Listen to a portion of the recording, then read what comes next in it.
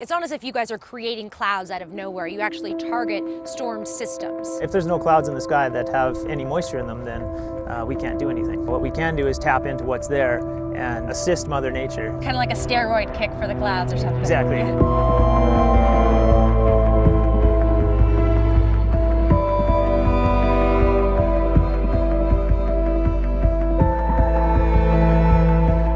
In all of its forms, water powers our very existence.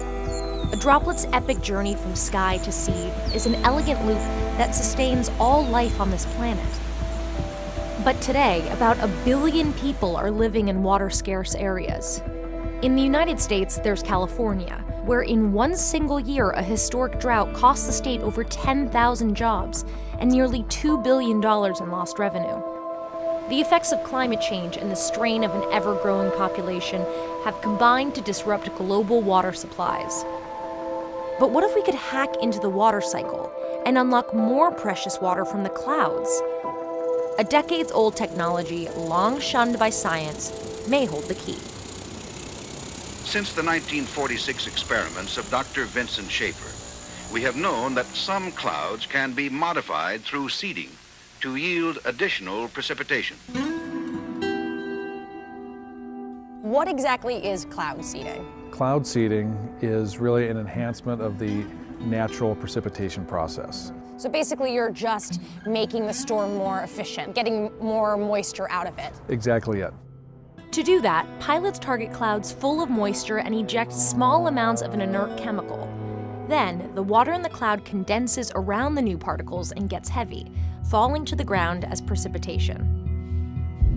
Brian Kindred is one of the company's pilots. He steers right into the heart of storms to fire off a special kind of pyrotechnic.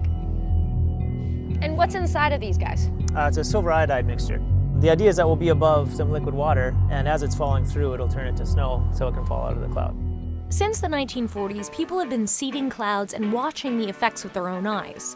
But there's always been something missing: the cold, hard scientific evidence to back it up. That changed recently.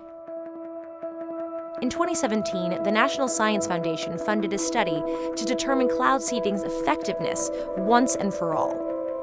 Weather Modification International provided the planes. A team of scientists set out into the Idaho mountains with Doppler radars and state-of-the-art weather stations to record what happens on the ground when planes above are cloud seeding.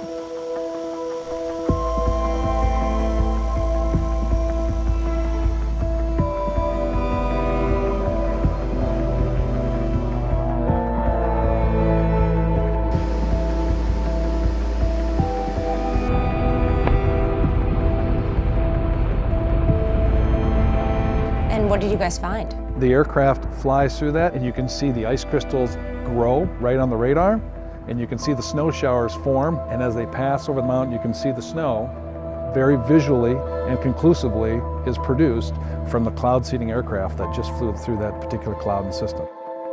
Radar images show how ice crystals formed in the clouds in the exact pattern that Weather Modification's pilots were flying.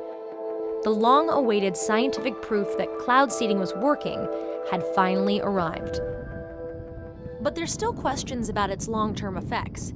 How does making it rain in Idaho affect what happens a state over? Who owns the precious water in those clouds? And the effects of silver iodide on the environment are still debated. For now, national weather bodies have yet to endorse the practice of cloud seeding. I think that people get a little anxious when they hear about people sort of playing the weather god, which in a way you guys are kind of doing here. We're not really playing God. I think that's really overstating what we're doing. Human activity affects the weather all of the time. We're being very specific and targeted and environmentally friendly in what we're doing to enhance the natural precipitation, enhance the natural process. It turns out that some companies will pay millions to enhance the weather. Companies like Idaho Power. The company serves more than 500,000 customers with a network that includes 17 hydroelectric power plants. To them, water is money. Let's do this. Idaho Power has invested over $3 million in a cloud seeding program to increase the snowpack at the state's highest peaks. Why is it so essential to increase the snowpack up here? Because we're on the front end and the top end of the food chain for water. So that's what feeds our streams and rivers and feeds our hydro system later in the summer and fall. And that's really when we need that extra energy. How much precipitation are we talking about in regards to the increase in snowpack as a result of these systems? We're seeing generally in that 8 to 15% increase. How many homes can that power? Like, what are you getting out of that? On average, that's in excess of 60,000 homes. According to Idaho Power, last year's cloud seeding program has provided a 300% return.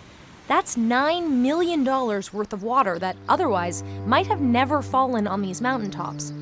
With cloud seeding and a program such as this, it's a huge benefit to someone like Idaho Power, but that additional water is also there for the municipalities, it's there for agriculture, it's there for consumption, so everybody's benefiting.